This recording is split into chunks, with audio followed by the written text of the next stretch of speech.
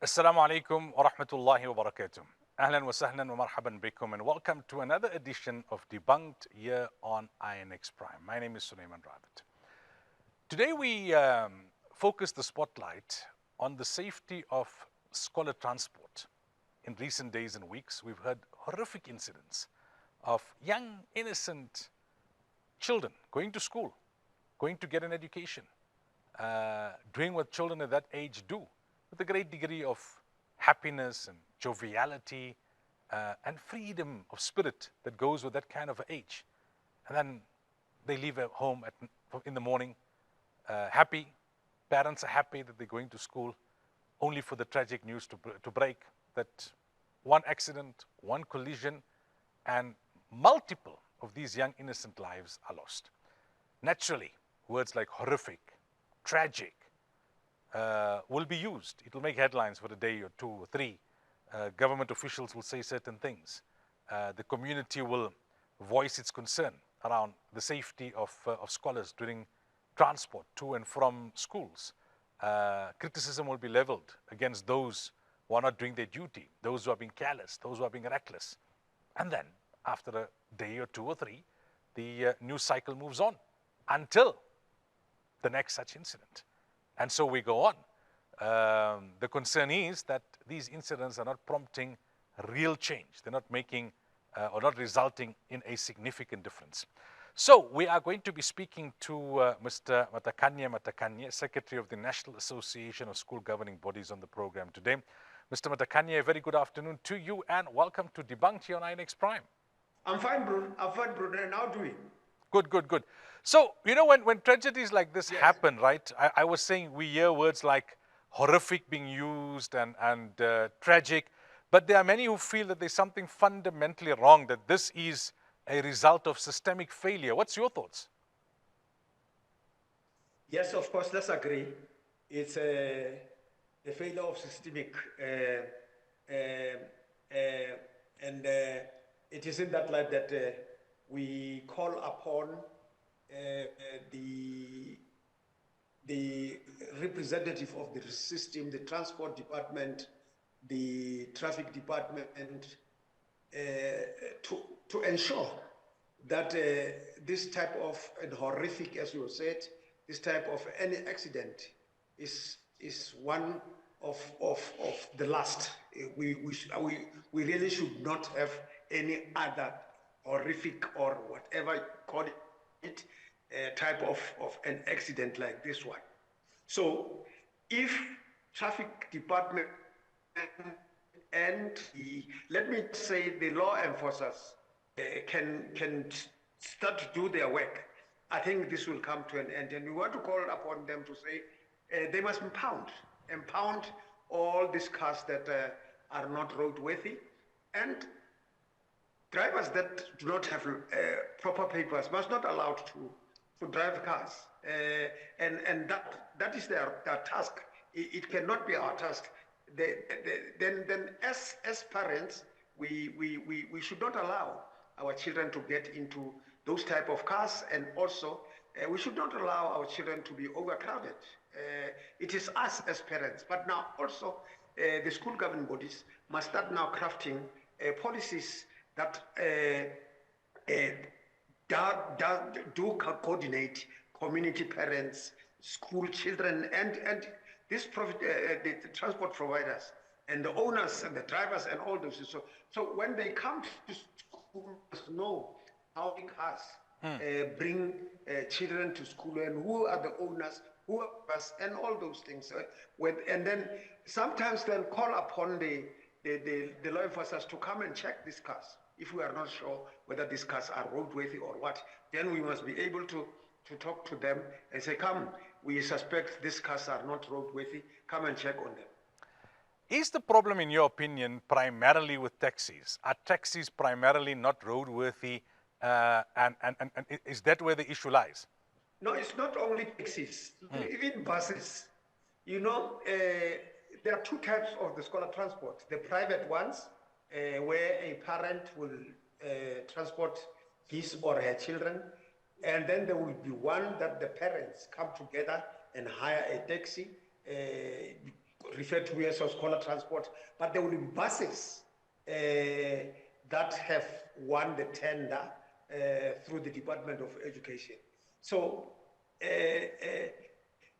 so there's a lot of this transport. So then the work of the department is to ensure that they communicate with us when they tender this type of buses, and also so that we finally know who was given the tender. Does this person have the, where does he stay? There was no corruption in those things. And when they, because sometimes somebody wins a tender, whereas that person does not have transport, does not have car, or does not have bus, then go and hire somebody to come. And so if we are there now, it's going to be safe. So where does the fault lie, right? The one aspect you've raised is that the Department of Transport, no doubt, they've got to do their job. They've got to ascertain which vehicles, taxi or bus or otherwise, is roadworthy and not, and deal with them as per the law. In terms of why these vehicles are not roadworthy, a lot of the blame, especially in the media, seems to be leveled against the taxi drivers. But then there are those who say, well, you know, they're just trying to eke out a living. They, most of them anyway, don't own these taxis. These taxis belong to different individuals, syndicates and groupings, and they just want to maximize profit, and hence they don't do adequate maintenance on those vehicles. What does your research and experience in this regard say? It is exactly what you have said. Is true that you will find that now these are syndicates. Then these are people who just want to maximize. But you find that now, if then this tender is done by the syndicate, then the syndicate will just go and get somebody who has got buses, whether they are old or roadworthy, or as long as these buses are contracted by this syndicate. You understand? So the system, then the problem with the system, so it can correct that. And I think, hence I'm saying, and that now you must bring us when they tender this is what our tenders to discuss. So we know what we must. The system is the problem. To your knowledge, I mean, is there any significant role that the Department of Transport is playing? I mean, as school governing bodies, do you people hear of taxis that are being pounded, owners that are being arrested, apart from when there's a tragic incident? As parents, we don't know what is that we have to look at when we say this car is not road. We don't know what to look at, you know. So when that. Okay, we seem to have lost him. We'll take a quick break, and we come back. We continue the discussion with Mr. Matakanye Matakanye, the Secretary of the National Association of School Governing Bodies. We're talking about the challenge around safety when it comes to scholar transport, especially buses, taxis, in light of some horrific and tragic incidents that have taken place recently. We'll come back as soon as we can get Mr. Matakanye back online with us.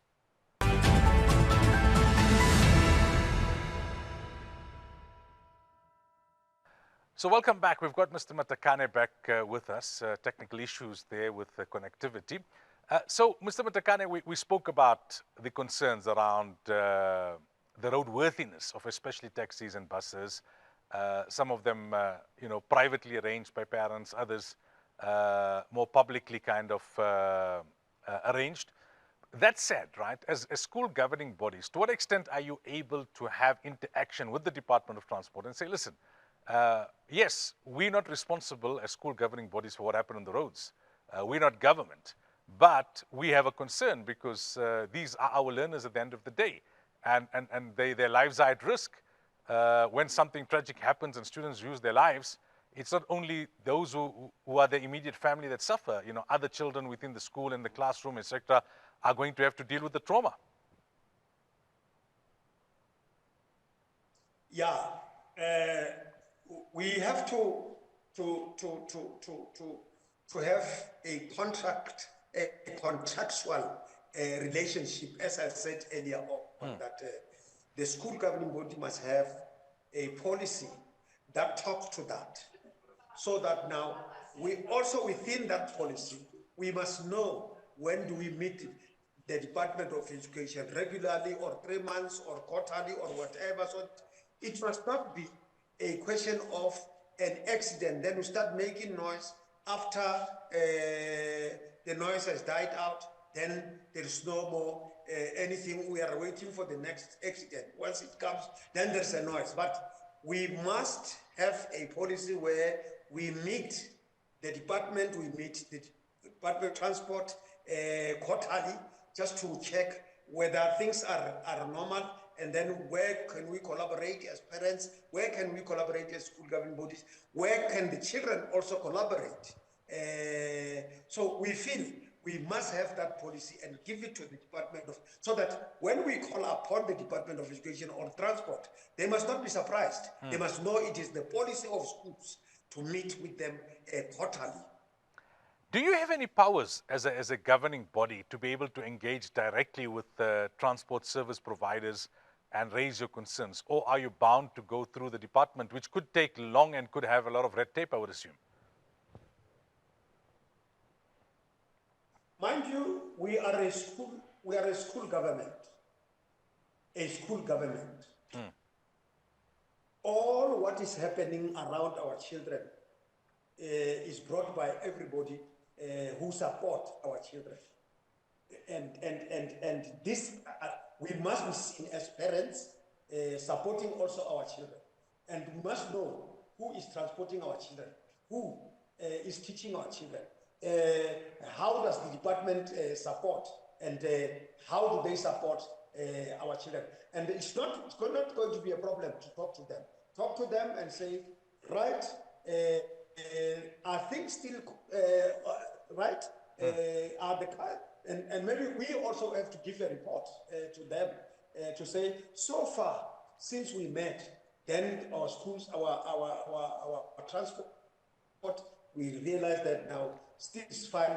And then how about you? Because we don't have the authority to ensure that we check cars that are not roadworthy. We don't have power to check the licenses of drivers and all those things. So, well, as long as we give them the report that now, so far, then scholar transport is fine on our side, but we want to hear from your side.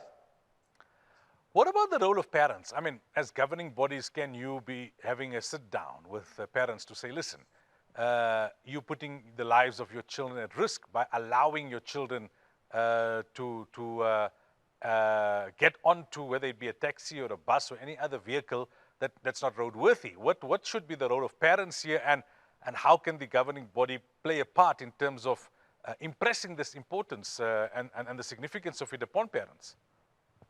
No, I think parents are listening to these discussions that I'm having with you. And we had a number of discussions where they listened to what we are saying, to say, parents, stand up and support your children. And this is one way of supporting your children, to ensure that the cars that they are using are roadworthy. The cars that they are using, the drivers have got papers, proper papers, they've got own permits to carry this number. Do not allow your children to get into overloaded transport. And these are the things. But over and above that, we must also have parents' meetings. School governing body must be able to call parents' meetings just but after they met the department quarterly. Then they must also the next day, then they meet the parents' meetings and they give the parents' meeting a report. And they also expect the parents also to give them a report also. So far, we are happy with what is happening. We are not happy about 1, 2, 3 and all those things. So that the feedback that they give us, then we can talk to the authorities to say, will you please check this and that and that. Parents are not happy about it. What about economic constraints? There are reports suggesting that some parents know it's very unsafe, these vehicles are not roadworthy, but it's what they can afford for their learners. It is true, it's true pressure. It is true pressure because it may not be economic standing pressure in the sense that now you will find that now in the township, in that community, it's only 6 children who are getting to that transport. When this transport goes, there are also 10 children. So this instead of being this 10, then he brings them to the overload taxi, and they are overloaded. We know these things. I mean, we know these things that they are carrying because the truth of that it is hand to mouth type of money, as we talked about the economics of the it's the hand to mouth. But we can't, and we kept quiet all this time. We kept quiet. But it cannot be that because they are getting little money. Now the issue of governing bodies. Okay, I think we've lost Mr. Matakanye again. Let's quickly take. Okay, Mr. Matakanye, are you back with us? Mr. Matakanye, can you hear me?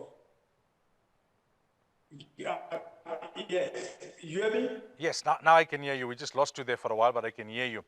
So going forward, I mean, what would you say are the 3 key points, perhaps, or the things that we could do with, or we could implement immediately, immediate action points? One, all school governing bodies in the country craft a policy that talks to the scholar transport. 2, department, when you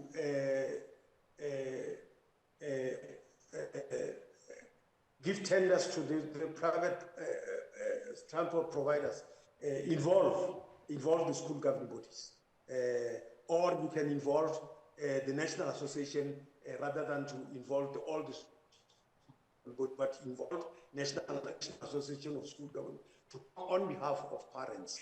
Lastly, parents immediately ensure that you don't allow children to get into an overload taxi, a taxi that is not roadworthy, and if the driver does not have papers, don't allow your children to get into that type of a taxi. Finally, just before I let you go, I mean, there's also this ongoing concern that apart from safety, there's this reputation that drivers who drive kids to and from school, be it in taxis or buses or whatever other vehicle, they generally, not all, but many of them have this reputation of creating a nuisance. Not obeying the rules of the road is one thing, but blasting music loudly, vandalizing nearby property, urinating in public spaces, and the like. Just a kind of negative vibe around the whole scene when it comes to scholar transport. What's your research and experience in that regard from a school governing body's perspective? No, it's true.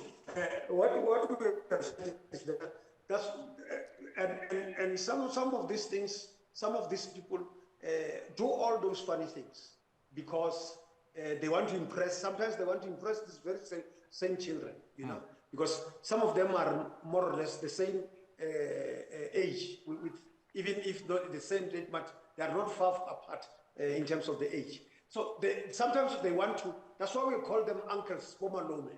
You know, they want to impress these children. They do all those funny things. I mean, this person who's just killed our children. Look, it's careless. If he was really responsible, he would not have killed these children. Killed these children because he was overtaking a line of cars until he could not run anyway. When the truck now was trying to avoid, the truck got the same side where he went. So if he did not overtake, I mean, it simply means that this person did not even obey the rules of the road, you know?